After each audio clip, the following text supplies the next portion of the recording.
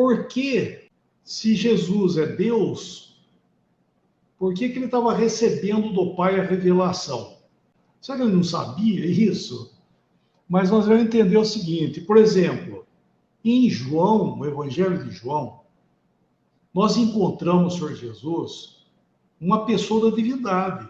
O mesmo escritor de Apocalipse é João, que escreveu o Evangelho de João, 1 João, 2 João e 3 João. Então nós vemos no Evangelho de João, ele apresentando esse homem que estava aí, que nasceu nesse mundo, era Deus.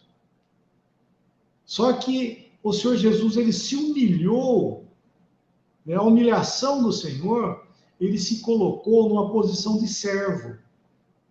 Quando ele esteve aqui, ele veio assumir uma posição de servo. Embora ele sendo, na sua essência, Deus, ele assumiu uma forma de servo para que ele glorificasse, exaltasse o Pai. Então ele veio aqui, eu desci do céu, não para fazer a minha vontade, mas a vontade daquele que me enviou. Então ele estava fazendo todas as coisas para a exaltação de Deus, o Pai. E ele fez isso plenamente, ele foi o verbo de Deus, né? A palavra de Deus. E ele fez isso perfeitamente, de uma forma notável, né? Lógico, só podia ser, né? Perfeito, né? Só tinha que resultar em perfeição, né? Que é diferente de nós, né? Então, quando ele completou a obra, ele se entregou ao Pai ainda como um servo. Porque em João, nós vemos que ele fala, em João 10, que ele tinha autoridade sobre a vida dele. Aqui, como um homem, ele tinha autoridade para a vida dele. Ele tinha poder para dar a sua vida e também para reavê-la. E isso ele fez quando ele foi para a cruz. Ele fez o que? A primeira parte, de dar a sua vida. Ninguém podia tirar a vida do Senhor. Ninguém a tira de mim. Eu a dou espontaneamente. Tenho autoridade para dar e também para reavê-la. Então, quando ele foi à cruz, quando ele viu que estava tudo cumprido, estava tudo feito, na hora que ele foi dar a vida dele, ele sabe o que ele falou? Ele falou assim, sabe o que ele falou? Logo que vocês sabem. Ele falou assim, Pai, nas tuas mãos eu entrego o meu espírito. E havendo dito isto, expirou. Morreu mesmo. Ele deu a sua vida. E ele não reaveu. Ele tinha autoridade para dar a vida dele e ele fez isso. Ele morreu. Ele deu a vida dele. Ninguém podia matar o Senhor. Ele deu a vida dele. E ele tinha autoridade também para reavê-la. Só que isso ele não fez. Quem fez isso foi Deus. Deus ressuscitou a Cristo dos mortos. Ele, tendo autoridade, falando outra vez, ele abriu mão. Entendeu? Ele abdicou, ele abriu mão dessa autoridade que ele tinha, para que na sua morte também o Pai fosse glorificado em todas as formas. Então nós encontramos, depois da morte do Senhor, quando se fala da ressurreição de Cristo, diz que Deus o ressuscitou, que o Pai o ressuscitou. Usa essas duas expressões, Deus e Pai, né? Sobre a ressurreição do Senhor.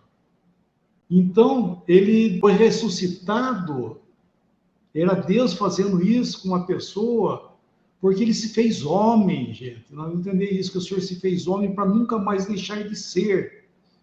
Apesar, falando outra vez, que ele, a pessoa dele, era o Deus Filho que veio a esse mundo. E se fez um homem que se limitou a uma natureza humana tal, embora ele fosse ele, Deus, ele se limitou a essa natureza humana, glorificou a Deus assim. Então ele tinha que ser ressuscitado. Por quê? Porque ele era um homem agora. Ele tinha que ser ressuscitado. Então Deus o ressuscita, porque ele era um homem. E volta outra vez ao corpo dele, um corpo glorificado, e sobe à glória.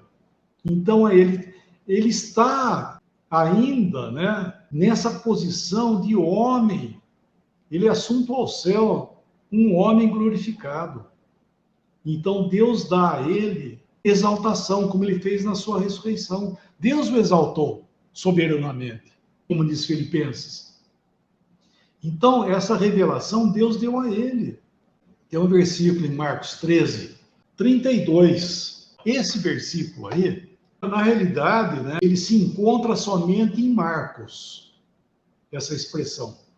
Nos outros evangelhos, Mateus e Lucas, quando é mencionado isso, é omitido a palavra nem o filho, né? Porque aí fala acerca daquela hora, ninguém sabe, nem os anjos do céu, nem o filho, senão somente o Pai.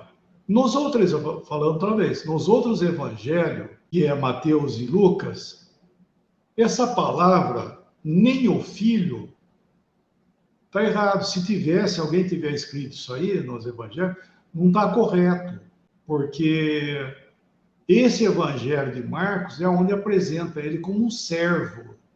Ele é o perfeito servo. Então, o servo, ele não sabe o que faz o seu senhor. Ele sabe aquilo que ele deve saber.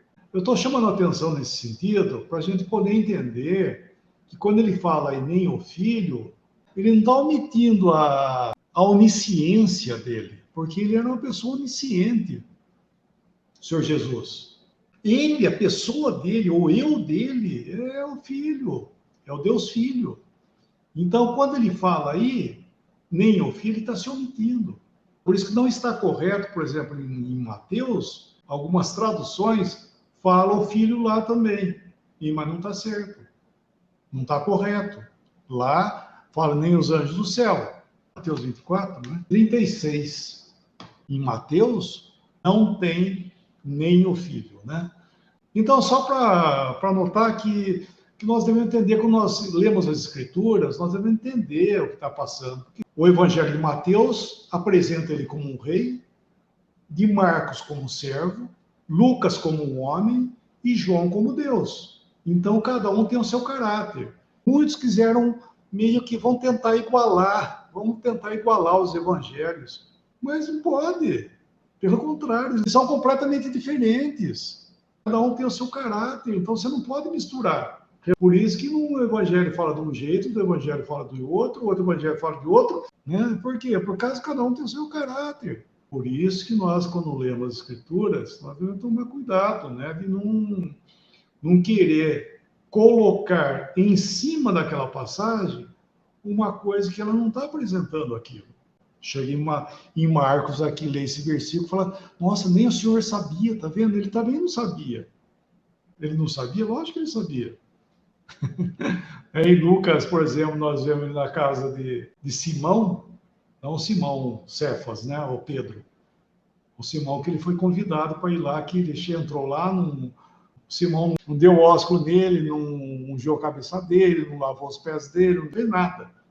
E daí entrou aquela pecadora da cidade, foi aos pés do Senhor, o cabelo, ela enxugava as lágrimas que ela estava chorando aos pés dele, e ele falou assim, o Simão. Então ele pensou com ele mesmo, disse consigo mesmo, se esse aí fosse profeta, ele saberia bem quem que é a mulher que está aos pés dele, porque ela é uma pecadora. O Senhor sabia muito bem o que ele estava pensando. Então, quem que era aquele que sabia o que aquele homem estava pensando? Deus. Quem é que podia perdoar pecados? Deus. Quem é que podia curar? Deus. Por isso que quando ele foi curar uma pessoa, ele falou assim, perdoados estão os teus pecados. Disseram, nossa, quem é esse que perdoa pecado? Ninguém perdoa pecado, senão Deus. O que é mais fácil dizer? Perdoados estão os teus pecados ou te cura, né? Ou sara, né? Não lembro o que aconteceu lá. Por quê? Porque os dois é só Deus que pode fazer. Quem pode perdoar pecado é Deus, quem pode curar é Deus também. Então nós vemos que essa pessoa, ela tinha, né, o poder de perdoar pecado. Por quê? Porque era Deus. Ressuscitar, Deus. Ninguém podia fazer isso, não Deus. Então, falando outra vez, estou dando todo esse exemplo para mostrar que quando nós lemos alguma coisa, nós devemos entender que a apresentação das Escrituras para nós devemos esquadrinhar as Escrituras para nunca fugir da beleza que, na verdade, existe nela. Né? Na verdade, é uma beleza isso. E em Marcos, por exemplo, esse versículo é maravilhoso.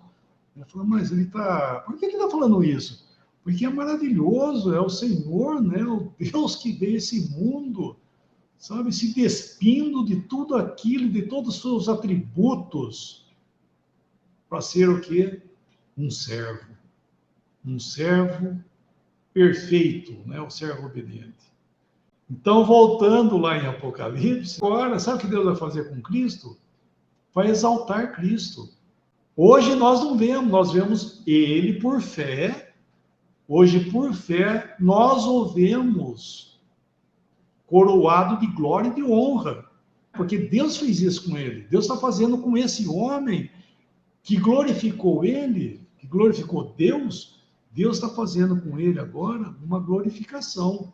Só que quem está vendo isso são somente os cristãos, que estão vendo que ele está hoje coroado de glória e de honra. Mas virá o tempo que esse homem será apresentado a esse mundo, e também o livro do Apocalipse, os eventos que vão acontecer, eles estão caminhando para a glorificação de Cristo. Então, o que acontece aqui com o Senhor Jesus, ele recebeu do Pai essa revelação como aquele que o Pai está exaltando ele, para que ele passasse para os seus servos tudo que em breve vai acontecer. E o que vai acontecer?